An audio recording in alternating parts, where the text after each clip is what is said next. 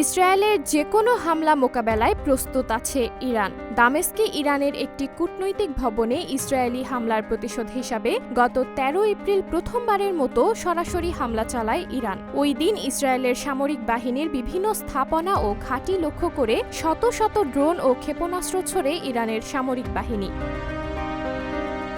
ইরানের এই হামলার ঘটনায় মধ্যপ্রাচ্যে তুমুল উত্তেজনার তৈরি হয়। ইসরায়েল বলেছে তারা ইরানে পাল্টা হামলা চালাবে। হামলার বিভিন্ন বিকল্প নিয়ে আলোচনা করতে বুধবার ইসরায়েলের যুদ্ধকালীন মন্ত্রিসভা বৈঠক করেছে। ইরানের রাষ্ট্রায়ত্ত সংবাদ মাধ্যমে জানানো হয়, ইসরায়েলের যে কোনো ধরনের হামলা মোকাবেলায় ইরানের সামরিক বাহিনী প্রস্তুত রয়েছে বলে জানিয়েছে তেহরান। দেশটির বিমান বাহিনী বলছে, ইসরায়েলের যে কোনো পদক্ষেপ মোকাবেলায় তারা প্রস্তুত রয়েছে।